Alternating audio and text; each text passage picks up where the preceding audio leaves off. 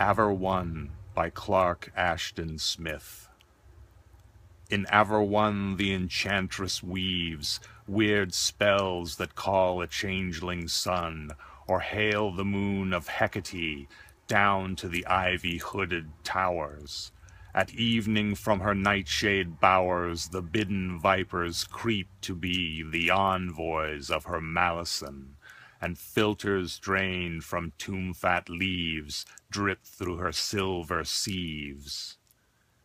In Averone swart phantoms flown from pestilent moat and stagnant lake glide through the garish festival in torch-lit cities far from time.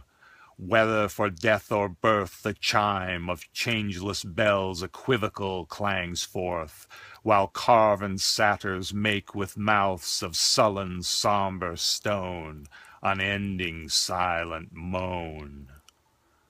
In Averone abides the mage, so deep the silence of his cell, life hears the termless monarchies that walk with thunder echoing shoon in iron castles past the moon, fast moated with eternities, and hears the shrewish laughters swell of Norns that plot the impested age, and wars that suns shall wage.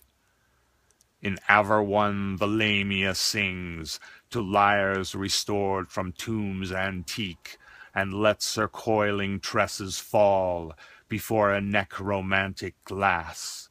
She sees her vein-drawn lovers pass, faintly they cry to her, and all the bale they find, the bliss they seek, is echoed in the tarnished strings that tell archaic things.